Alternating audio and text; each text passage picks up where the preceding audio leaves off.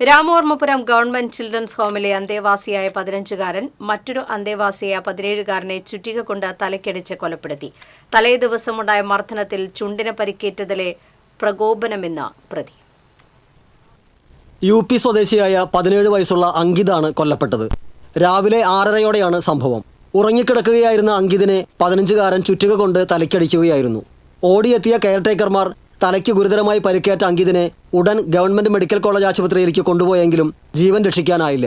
തലേന്നുണ്ടായ മർദ്ദനത്തിൽ പരിക്കേറ്റതിന്റെ പ്രതികാരമാണ് തലയ്ക്കടിക്കാൻ പ്രേരിപ്പിച്ചതെന്ന് പ്രതിയായ 15-കാരൻ കെയർടേക്കർമാരോടും പോലീസിനോടും പറഞ്ഞു.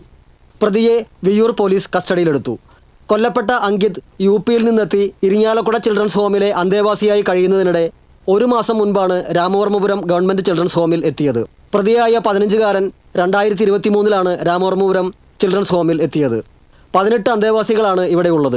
10ഓളം കെയർടേക്കർമാരും സൂപ്രണ്ടും ഉൾപ്പെടെയുള്ള ജീവനക്കാർ അന്തേവാസികളുടെ സംരക്ഷണത്തിനായി ഇവിടെയുണ്ട്. സംഭവം നടക്കുമ്പോൾ ചുമതലയിലുണ്ടായിരുന്ന കെയർടേക്കർമാരിൽ നിന്ന് കർത്തവ്യ നിർവഹണത്തിൽ എന്തെങ്കിലും വീഴ്ച ഉണ്ടായോ എന്ന കാര്യം അന്വേഷിക്കാൻ നിർദ്ദേശം നൽകിയെന്ന് സ്ഥലം സന്ദർശിച്ച് സ്ഥിതിഗതികൾ വിലയിരുത്തിയ ശേഷം ജില്ലാ കളക്ടർ അർജുൻ പാണ്ഡ്യൻ മാധ്യമങ്ങളോട് പറഞ്ഞു. ഒരു 17 വയസ്സുള്ള കുട്ടീനെ ഒരു 15 വയസ്സുള്ള കുട്ടി ഇന്നലെ ഒരു പ്രശ്നം ഉണ്ടായിരുന്നു, വഴക്കുണ്ടായിരുന്നു. അപ്പോൾ അതിൻ്റെ പേരിൽ അവർ തമ്മിൽ ചെറിയൊരു പ്രശ്നം ഉണ്ടായിരുന്നു. പക്ഷേ ഇന്നലെ തന്നെ അവർ ഹോമിലുള്ളവർ പരിഹരിച്ചായിരുന്നു.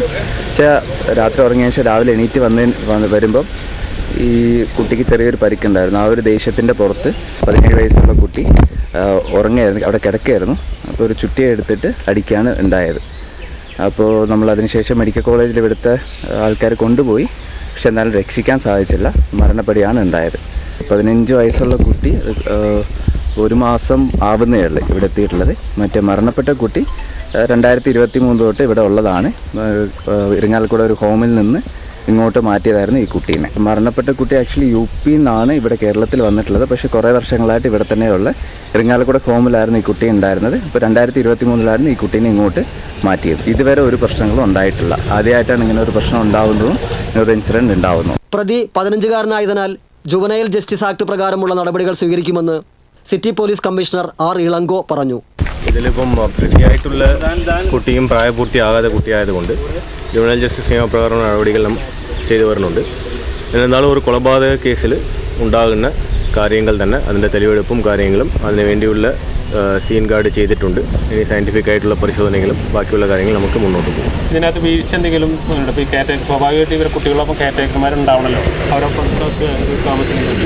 കുട്ടികളോടൊപ്പം 24 മണിക്കൂറും ഓരോരോ കുട്ടിക്കും ഓരോരോ കെയർടേക്കറിൻ്റെ രീതിയിൽ ഉണ്ടാകുന്നുണ്ട് എന്നല്ല നാം ഉദ്ദേശിക്കുന്നത്.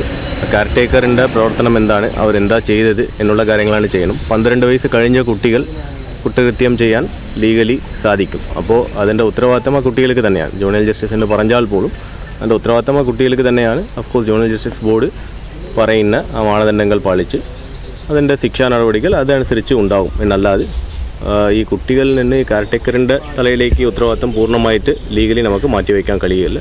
ചെറിയ തോതിൽ വഴക്കുകളും അടിപിടിയും ഇവിടെ ചിലപ്പോഴൊക്കെ ഉണ്ടാകാറുണ്ടെങ്കിലും കൊലപാതകത്തിലെത്തുന്ന സംഭവം ഇതാദ്യത്തേതാണെന്നാണ് ലഭ്യമായ വിവരം. TCV news, Thrissur.